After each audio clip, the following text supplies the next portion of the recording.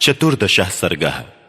हनुमान जी का अशोक वाटिका में प्रवेश करके उसकी शोभा देखना तथा एक अशोक वृक्ष पर छिपे रहकर वहीं से सीता का अनुसंधान करना। महातेजस्वी हनुमान जी एक मुहूर्त तक इसी प्रकार विचार करते रहे।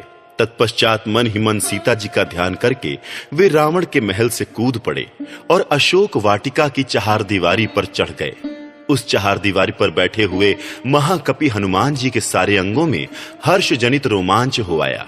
उन्होंने वसंत के आरंभ में वहां नाना प्रकार के वृक्ष देखे, जिनकी डालियों के अग्रभाग फूलों के भार से लदे थे। वहां साल, अशोक, निम्ब और चंपा के वृक्ष खूब खिले हुए थे। बहुवार, नागकेसर और बंदर के मुंह की भांति लाल फल देने वाले आम भी पुष्प एवं मंजरियों से सुशोभित हो रहे थे। अमराइयों से युक्त वे सभी वृक्ष शत शत लताओं से आवेष्टित थे। हनुमान जी प्रत्यंचा से छूटे हुए बाण के समान उछले और उन वृक्षों की वाटिका में जा पहुंचे। वो विचित्र वाटिका सोने और चांदी के समान वर्ण वाले वृक्षों द्वारा सब ओर से घिरी हुई थी। उसमें नाना प्रकार के पक्षी कलरव कर रहे थे, जिससे वो सारी वाटिका गूंज रही थी। उसके भीतर प्रवेश करके बलवान हनुमान जी ने उसका निरीक्षण किया। भांति भांति के विहंगमों और मृग समूहों से उसकी विचित्र शोभा हो रही थी। वो विचित्र काननों से अलंकृत थी और नवोदित सूर्य के समान अरुण रंग की दिखाई देती थी। फूलों और फलों से लदे हुए नाना प्रकार के वृक्षों से व्याप्त हुई उस अशोक वाटिका का मतवाले कोकिल और भ्रमर सेवन करते थे। वो वाटिका ऐसी थी जहां जाने से हर समय लोगों के मन में प्रसन्नता होती थी। मृग और पक्षी मदमत्त हो उठते थे। मतवाले मोरों का कलनाद वहां निरंतर गूंजता रहता था और नाना प्रकार के पक्षी वहां निवास करते थे। उस वाटिका में सती साध्वी सुंदरी राजकुमारी सीता की खोज करते हुए वानर वीर हनुमान ने घोंसलों में सुखपूर्वक सोए हुए पक्षियों को जगा दिया। उड़ते हुए विहंगमों के पंखों की हवा लगने से वहां के वृक्ष अनेक प्रकार के रंग बिरंगे फूलों की वर्षा करने लगे। उस समय पवन कुमार हनुमान जी उन फूलों से आच्छादित होकर ऐसी शोभा पाने लगे मानो उस अशोक वन में कोई फूलों का बना हुआ पहाड़ शोभा पा रहा हो। संपूर्ण दिशाओं में दौड़ते और वृक्ष समूहों में घूमते हुए कपिवर हनुमान जी को देखकर समस्त प्राणी एवं राक्षस ऐसा मानने लगे कि साक्षात ऋतुराज वसंत ही यहाँ वानरवेश में विचर रहा है। वृक्षों से झड़कर गिरे हुए भांति भांति के फूलों से आच्छादित हुई वहां की भूमि फूलों के श्रृंगार से विभूषित हुई युवती स्त्री के समान शोभा पाने लगी। उस समय उन वेगशाली वानर वीर के द्वारा वेग पूर्वक बारंबार हिलाए हुए वे वृक्ष विचित्र पुष्पों की वर्षा कर रहे थे। इस प्रकार डालियों के पत्ते झड़ जाने तथा फल फूल और पल्लवों के टूटकर बिखर जाने से नंग धड़ंग दिखाई देने वाले वे वृक्ष उन हारे हुए जुआरियों के समान जान पड़ते थे, जिन्होंने अपने गहने और कपड़े भी दांव पर रख दिए हों। वेगशाली हनुमान जी के हिलाए हुए वे फलशाली श्रेष्ठ वृक्ष तुरंत ही अपने फल फूल और पत्तों का परित्याग कर देते थे। पवन पुत्र हनुमान द्वारा कंपित किए गए वे वृक्ष फल फूल आदि के न होने से केवल डालियों के आश्रय बने हुए थे। पक्षियों के समुदाय भी उन्हें छोड़कर चल दिए थे। उस अवस्था में वे सब के सब प्राणी मात्र के लिए अगम्य हो गए थे। जिसके केश खुल गए हों, अंग राग मिट गए हैं, सुंदर दंतावली से युक्त अधर सुधा का पान कर लिया गया है तथा जिसके कतिपय अंग नख क्षत एवं दंत क्षत से उपलक्षित हो रहे हैं, प्रियतम के उपभोग में आई हुई उस युवती के समान ही अशोक वाटिका की भी दशा हो रही थी। हनुमान जी के हाथ पैर और पूंछ से रौंदी जा चुकी थी तथा उसके अच्छे अच्छे वृक्ष टूटकर गिर गए थे, इसलिए वो श्रीहीन हो गई थी। जैसे वायु वर्षा ऋतु में अपने वेग से मेघ समूहों को छिन्न भिन्न कर देती है, उसी प्रकार कपिवर हनुमान ने वहां फैली हुई विशाल लता वल्लरियों के वितान वेग पूर्वक तोड़ डाले। वहां विचरते हुए उन वानर वीर ने पृथक पृथक ऐसी मनोरम भूमियों का दर्शन किया, जिनमें मणि, चांदी एवं सोने जड़े गए थे। उस वाटिका में उन्होंने जहां तहां विभिन्न आकारों की बावड़ियां देखी, जो उत्तम जल से भरी हुई और मणिमय सोपानों से युक्त थीं। उनके भीतर मोती और मूंगों की बालुकाएं थीं। जल के नीचे की फर्श स्फटिक मणि की बनी हुई थी और उन बावड़ियों के तटों पर तरह तरह के विचित्र सुवर्णमय वृक्ष शोभा दे रहे थे। उनमें खिले हुए कमलों के वन और चक्रवाकों के जोड़े शोभा बढ़ा रहे थे तथा पपीहा, हंस और सारसों के कलनाद गूंज रहे थे। अनेकानेक विशाल तटवर्ती वृक्षों से सुशोभित, अमृत के समान मधुर जल से पूर्ण तथा सुखदायिनी सरिताएं चारों ओर से उन बावड़ियों का सदा संस्कार करती थीं। उनके तटों पर सैकड़ों प्रकार की लताएं चारों ओर से फैली हुई थीं। खिले हुए कल्प वृक्षों ने उन्हें चारों ओर से घेर रखा था। उनके जल नाना प्रकार की झाड़ियों से ढके हुए थे तथा बीच बीच में खिले हुए कनेर के वृक्ष गवाक्ष की सी शोभा पाते थे।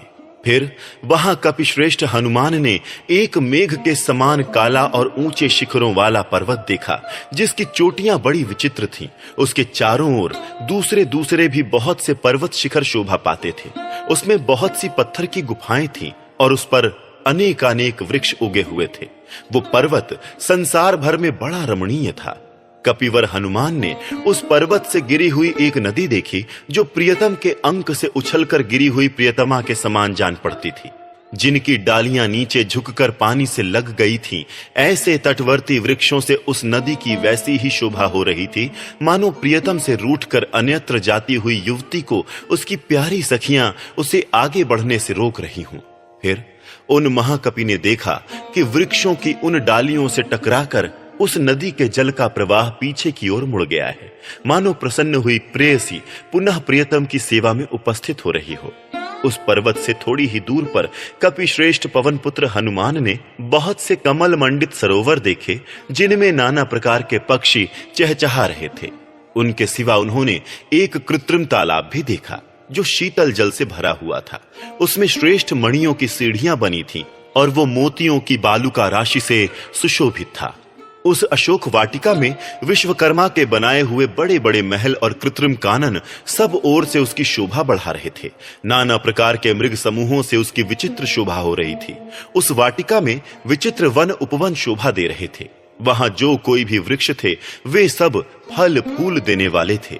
छत्र की भांति घनी छाया किए रहते थे। उन सब के नीचे चांदी की और इसके ऊपर सोने की वेदियां बनी हुई थी। तदनंतर महाकपि हनुमान ने एक सुवर्णमयी शिपपा का वृक्ष देखा, जो बहुत से लता वितानों और अगणित पत्तों से व्याप्त था। वो वृक्ष भी सब ओर से सुवर्णमयी वेदिकाओं से घिरा था। इसके सिवा उन्होंने और भी बहुत से खुले मैदान, पहाड़ी झरने और अग्नि के समान दीप्तिमान सुवर्णमय वृक्ष देखे। उस समय वीर महाकपि हनुमान जी ने सुमेरु के समान उन वृक्षों की प्रभा के कारण अपने को भी सब ओर से सुवर्णमय ही समझा। वे सुवर्णमय वृक्ष समूह जब वायु के झोंके खाकर हिलने लगते, तब उनसे सैकड़ों घुंघरुओं के बजने की सी मधुर ध्वनि होती थी। वो सब देखकर हनुमान जी को बड़ा विस्मय हुआ। उन वृक्षों की डालियों में सुंदर फूल खिले हुए दिखाई दिए और नए नए अंकुर तथा पल्लव निकले हुए थे, जिससे वे बड़े सुंदर दिखाई देते थे। महान वेगशाली हनुमान जी पत्तों से हरी भरी उस शिशंपपा पर यह सोचकर चढ़ गए कि मैं यहीं से श्री रामचंद्र जी के दर्शन के लिए उत्सुक हुई उन विदेह नंदिनी सीता को देखूंगा, जो दुख से आतुर हो इच्छानुसार इधर उधर जाती आती होंगी। हनुमान जी सोचने लगे, दुरात्मा रावण की ये अशोक वाटिका बड़ी ही रमणीय है। चंदन, चंपा और मौलसिरी के वृक्ष इसकी शोभा बढ़ा रहे हैं। इधर ये पक्षियों से सेवित कमल मंडित सरोवर भी बड़ा सुंदर है। राजरानी जानकी इसके तट पर निश्चय ही आती होंगी। रघुनाथ जी की प्रियतमा राजरानी रामा, सती साध्वी जानकी वन में घूमने फिरने में बहुत कुशल है। वे अवश्य इधर आएंगी, अथवा इस वन की विशेषताओं के ज्ञान में निपुण मृग शावक नयनी सीता आज यहां इस तालाब के निकटवर्ती वन में अवश्य पधारेंगी, क्योंकि वे श्री रामचंद्र जी के वियोग की चिंता से अत्यंत दुबली हो गई होंगी और इस सुंदर स्थान में आने से उनकी चिंता कुछ कम हो सकेगी। सुंदर नेत्रों वाली देवी सीता भगवान श्री राम के विरह शोक से बहुत ही संतप्त होंगी। वनवास में उनका सदा ही प्रेम रहा है, अतः वे वन में विचरती हुई इधर अवश्य आएंगी। श्री राम की प्यारी पत्नी सती साध्वी जनक नंदिनी सीता पहले निश्चय ही वनवासी जंतुओं से सदा प्रेम करती रही होंगी, इसलिए उनके लिए वन में भ्रमण करना स्वाभाविक है। अतः यहां उनके दर्शन की संभावना है ही। ये प्रातः काल की संध्या का समय है। इसमें मन लगाने वाली और सदा 16 वर्ष की इसी अवस्था में रहने वाली अक्षय यौवना जनक कुमारी सुंदरी सीता संध्या कालिक उपासना के लिए इस पुण्य सलिला नदी के तट पर अवश्य पधारेंगी। जो राजाधिराज श्री रामचंद्र जी की समादरणीय पत्नी है, उन शुभ लक्षणा सीता के लिए यह सुंदर अशोक वाटिका भी सब प्रकार से अनुकूल ही है। यदि चंद्रमुखी सीता देवी जीवित हैं, तो वे इस शीतल जल वाली सरिता के तट पर अवश्य पदार्पण करेंगी। ऐसा सोचते हुए महात्मा हनुमान जी नरेंद्र पत्नी सीता के शुभागमन की प्रतीक्षा में तत्पर हो सुंदर फूलों से सुशोभित तथा घने पत्ते वाले उस अशोक वृक्ष पर छिपे रहकर उस संपूर्ण वन पर दृष्टिपात करते रहे। पंचदशः सर्गः। वन की शोभा देखते हुए हनुमान जी का एक चैत्य प्रासाद के पास सीता को दयनीय अवस्था में देखना, पहचानना और प्रसन्न होना। उस अशोक वृक्ष पर बैठे बैठे हनुमान जी संपूर्ण वन को देखते और सीता को ढूंढते हुए वहां की सारी भूमि पर दृष्टिपात करने लगे। वो भूमि कल्प वृक्ष की लताओं तथा वृक्षों से सुशोभित थी, दिव्य गंध तथा दिव्य रस से परिपूर्ण थी और सब ओर से सजाई गई थी। मृगों और पक्षियों से व्याप्त होकर वो भूमि नंदन वन के समान शोभा पा रही थी। अट्टालिकाओं तथा राजभवनों से युक्त थी तथा कोकिल समूहों की काकली से कोलाहलपूर्ण जान पड़ती थी। सुवर्णमय उत्पल और कमलों से भरी हुई बावड़ियां उसकी शोभा बढ़ा रही थीं। बहुत से आसन और कालीन वहां बिछे हुए थे। अनेकानेक भूमि गृह वहां शोभा पा रहे थे। सभी ऋतुओं में फूल देने वाले और फलों से भरे हुए रमणीय वृक्ष उस भूमि को विभूषित कर रहे थे। खिले हुए अशोकों की शोभा से सूर्योदय काल की छटा सी छिटक रही थी। पवन कुमार हनुमान ने उस अशोक पर बैठे बैठे ही उस दमकती हुई सी वाटिका को देखा। वहां के पक्षी उस वाटिका को बारंबार पत्रों और शाखाओं से हीन कर रहे थे। वृक्षों से झड़ते हुए सैकड़ों विचित्र पुष्प गुच्छों से नीचे से ऊपर तक मानो फूल से बने हुए शोकनाशक अशोकों से फूलों के भारी भार से झुककर पृथ्वी का स्पर्श सा करते हुए खिले हुए कनेरों से तथा सुंदर फूल वाले पलाशों से उपलक्षित वो भूभाग उनकी प्रभा के कारण सब ओर से उद्दीप्त सा हो रहा था। पुन्नाग, चितवन, चंपा तथा बहुवार आदि बहुत से सुंदर पुष्प वाले वृक्ष जिनकी जड़ें बहुत मोटी थीं, वहां शोभा पा रहे थे। वहां सहस्त्रों अशोक के वृक्ष थे, जिनमें से कुछ तो सुवर्ण के समान कांतिमान थे, कुछ आग की ज्वाला के समान प्रकाशित हो रहे थे और कोई कोई काले काजल की सी कांति वाले थे। वो अशोक वन देवोद्यान नंदन के समान आनंददायी, कुबेर के चैत्र रथ वन के समान विचित्र तथा उन दोनों से भी बढ़कर अचिंत्य दिव्य एवं रमणीय शोभा से संपन्न था। वो पुष्प रूपी नक्षत्रों से युक्त दूसरे आकाश के समान सुशोभित होता था तथा पुष्पमय सैकड़ों रत्नों से विचित्र शोभा पाने वाले पांचवें समुद्र के समान जान पड़ता था।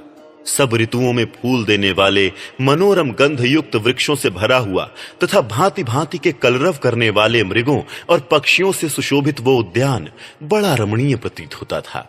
वो अनेक प्रकार की सुगंध का भार वहन करने के कारण पवित्र गंध से युक्त और मनोहर जान पड़ता था। दूसरे गिरिराज गंधमादन के समान उत्तम सुगंध से व्याप्त था।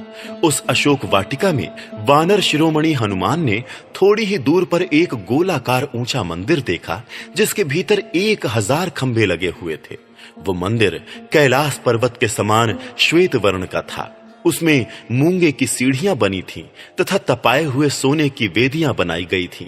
वो निर्मल प्रासाद अपनी शोभा से देदीप्यमान सा हो रहा था, दर्शकों की दृष्टि से चकाचौंध सा पैदा कर देता था और बहुत ऊंचा होने के कारण आकाश में रेखा खींचता सा जान पड़ता था। वो चैत्य प्रासाद देखने के अनंतर उनकी दृष्टि वहां एक सुंदरी स्त्री पर पड़ी, जो मलिन वस्त्र धारण किए राक्षसियों से घिरी हुई बैठी थी। वो उपवास करने के कारण अत्यंत दुर्बल और दीन दिखाई देती थी, बारंबार सिसक रही थी। शुक्ल पक्ष के आरंभ में चंद्रमा की कला जैसी निर्मल और कृश दिखाई देती है, वैसी ही वो भी दृष्टिगोचर होती थी। धुंधली सी स्मृति के आधार पर कुछ कुछ पहचाने जाने वाले अपने रूप से वो सुंदर प्रभा बिखेर रही थी और धुएं से ढकी हुई अग्नि की ज्वाला के समान जान पड़ती थी। एक ही पीले रंग के पुराने रेशमी वस्त्र से उसका शरीर ढका हुआ था। वो मलिन, अलंकार शून्य होने के कारण कमलों से रहित पुष्करिणी के समान श्रीहीन दिखाई देती थी। वो तपस्विनी मंगल ग्रह से आक्रांत रोहिणी के समान शोक से पीड़ित, दुख से संतप्त और सर्वथा क्षीण काय हो रही थी। उपवास से दुर्बल हुई उस दुखिया नारी के मुंह पर आंसुओं की धारा बह रही थी। वो शोक और चिंता में मग्न हो दीन दशा में पड़ी हुई थी एवं निरंतर दुख में ही डूबी रहती थी। वो अपने प्रियजनों को तो देख नहीं पाती थी। उसकी दृष्टि के समक्ष सदा राक्षसियों का समूह ही बैठा रहता था। जैसे कोई मृगी अपने यूथ से बिछुड़कर कुत्तों के झुंड से घिर गई हो, वही दशा उसकी भी हो रही थी। काली नागिन के समान कटी से नीचे तक लटकी हुई एकमात्र काली वेणी के द्वारा उपलक्षित होने वाली वो नारी बादलों के हट जाने पर नीली वन श्रेणी से घिरी हुई पृथ्वी के समान प्रतीत होती थी। वो सुख भोगने के योग्य थी, किंतु दुख से संतप्त हो रही थी। इसके पहले उसे संकटों का कोई अनुभव नहीं था। उस विशाल नेत्रों वाली अत्यंत मलिन और क्षीण काय अबला का अवलोकन करके युक्त कारणों द्वारा हनुमान जी ने यह अनुमान किया कि हो न हो यही सीता है। इच्छानुसार रूप धारण करने वाला वो राक्षस जब सीता जी को हर कर ले जा रहा था, उस दिन जिस रूप से उनका दर्शन हुआ था, कल्याणी नारी भी वैसे ही रूप से युक्त दिखाई देती है। देवी सीता का मुख चंद्रमा के समान मनोहर था। उसकी भौहें बड़ी सुंदर थीं। वे अपनी अंग कांति से संपूर्ण दिशाओं का अंधकार दूर किए देती थीं। उनके केश काले काले और ओष्ठ बिंब फल के समान लाल थे। कटिभाग बहुत ही सुंदर था। सारे अंग सुडौल और सुगठित थे। कमल नयनी सीता कामदेव की प्रेयसी रति के समान सुंदर थी। पूर्ण चंद्रमा की प्रभा के समान समस्त जगत के लिए प्रिय थी। उनका शरीर बहुत ही सुंदर था। वे नियम परायणा तापसी के समान भूमि पर बैठी थी। यद्यपि वे स्वभाव से ही भीरु और चिंता के कारण बारंबार लंबी सांस खींचती थीं, तो भी दूसरों के लिए नागिन के समान भयंकर थीं। वे विस्तृत महान शोक जाल से आच्छादित होने के कारण विशेष शोभा नहीं पा रही थीं। धुएं के समूह से मिली हुई अग्निशिखा के समान दिखाई देती थीं। वे संदिग्ध अर्थ वाली स्मृति, भूतल पर गिरी हुई रिद्धि, टूटी हुई श्रद्धा, भग्न हुई आशा, विघ्न युक्त सिद्धि, कलुषित बुद्धि और मिथ्या कलंक से भ्रष्ट हुई कीर्ति के समान जान पड़ती थीं। श्री रामचंद्र जी की सेवा में रुकावट पड़ जाने से उनके मन में बड़ी व्यथा हो रही थी। राक्षसों से पीड़ित हुई मृग शावक नयनी अबला सीता असहाय की भांति इधर उधर देख रही थी। उनका मुख प्रसन्न नहीं था। उस पर आंसुओं की धारा बह रही थी और नेत्रों की पलकें काली एवं टेढ़ी दिखाई देती थीं। वे बारंबार लंबी सांस खींचती थीं। उनके शरीर पर मैल जम गई थी। वे दीनता की मूर्ति बनी बैठी थीं तथा श्रृंगार और भूषण धारण करने के योग्य होने पर भी अलंकार शून्य थीं। अतः काले बादलों से ढकी हुई चंद्रमा की प्रभा के समान जान पड़ती थी। अभ्यास ना करने से शिथिल हुई विद्या के समान क्षीण हुई सीता को देखकर हनुमान जी की बुद्धि संदेह में पड़ गई। अलंकार तथा स्नान अनुलेपन आदि अंग संस्कार से रहित हुई सीता व्याकरण आदि जनित संस्कार से शून्य होने के कारण अर्थांतर को प्राप्त हुई वाणी के समान पहचानी नहीं जा रही थी। हनुमान जी ने बड़े कष्ट से उन्हें पहचाना। उन विशाल लोचना सती साध्वी राजकुमारी को देखकर उन्होंने कारणों द्वारा उपादन करते हुए मन में निश्चय किया कि यही सीता है। उन दिनों श्री रामचंद्र जी ने विदेह कुमारी के अंगों में जिन जिन आभूषणों के होने की चर्चा की थी, वे ही आभूषण समूह इस समय उनके अंगों की शोभा बढ़ा रहे थे। हनुमान जी ने इस बात की ओर लक्ष्य किया। सुंदर बने हुए कुंडल और कुत्ते के दांतों की सी आकृति वाले त्रिकर्ण नामधारी कर्णफूल कानों में सुंदर ढंग से सुप्रतिष्ठित एवं सुशोभित थे। हाथों में कंगन आदि आभूषण थे जिनमें मणि और मूंगे जड़े हुए थे। यद्यपि बहुत दिनों से पहने गए होने के कारण वे कुछ काले पड़े हुए थे, तथापि उनके आकार प्रकार वैसे ही थे। हनुमान जी ने सोचा, श्री रामचंद्र जी ने जिनकी चर्चा की थी, मेरी समझ में ये वो ही आभूषण हैं। सीता जी ने जो आभूषण वहां गिरा दिए थे, उनको मैं इनके अंगों में नहीं देख रहा हूं। इनके जो आभूषण मार्ग में गिराए नहीं गए थे, वे ही ये दिखाई देते हैं। इसमें संशय नहीं है। उस समय वानरों ने पर्वत पर गिराए हुए सुवर्ण पत्र के समान जो सुंदर पीला वस्त्र और पृथ्वी पर पड़े हुए उत्तमोत्तम बहुमूल्य एवं बजने वाले आभूषण देखे थे, वे इन्हीं के गिराए हुए थे। ये वस्त्र बहुत दिनों से पहने जाने के कारण यद्यपि बहुत पुराना हो गया है, तथापि इसका पीला रंग अभी तक उतरा नहीं है। ये भी वैसा ही कांतिमान है जैसा वो दूसरा वस्त्र था। ये सुवर्ण के समान गौर अंग वाली श्री रामचंद्र जी की प्यारी महारानी है, जो अदृश्य हो जाने पर भी उनके मन से विलग नहीं हुई है। ये ही वो सीता है जिनके दिए श्री रामचंद्र जी इस जगत में करुणा, दया, शोक और प्रेम, इन 4 कारणों से संतप्त होते रहते हैं। एक स्त्री खो गई, ये सोचकर उनके हृदय में करुणा भर आती है। वो हमारे आश्रित थी, ये सोचकर वे दया से द्रवित हो उठते हैं। मेरी पत्नी ही मुझसे बिछुड़ गई, इसका विचार करके वे शोक से व्याकुल हो उठते हैं तथा मेरी प्रियतमा मेरे पास नहीं रही, ऐसी भावना करके उनके हृदय में प्रेम की वेदना होने लगती है। जैसा अलौकिक रूप श्री रामचंद्र जी का है तथा जैसा मनोहर रूप एवं अंग प्रत्यंग की सुगढ़ता इन देवी सीता में है, इसे देखते हुए कजरारे नेत्रों वाली सीता उन्हीं के योग्य पत्नी है। इन देवी का मन श्री रघुनाथ जी में और श्री रघुनाथ जी का मन इनमें लगा हुआ है, इसीलिए ये तथा धर्मात्मा श्री राम जीवित हैं। इनके मुहूर्त मात्र जीवन में भी यही कारण है। इनके बिछुड़ जाने पर भी भगवान श्री राम जो अपने शरीर को धारण करते हैं, शोक से शिथिल नहीं हो जाते हैं। ये उन्होंने अत्यंत दुष्कर कार्य किया है। इस प्रकार उस अवस्था में सीता का दर्शन पाकर पवन पुत्र हनुमान जी बहुत प्रसन्न हुए। वे मन ही मन भगवान श्री राम के पास जा पहुंचे, उनका चिंतन करने लगे तथा सीता जैसी साध्वी को पत्नी रूप में पाने से उनके सौभाग्य की भूरी भूरी प्रशंसा करने लगे। इस प्रकार श्री वाल्मीकि निर्मित आर्ष रामायण आदि काव्य के सुंदर कांड में 15वां सर्ग पूरा हुआ।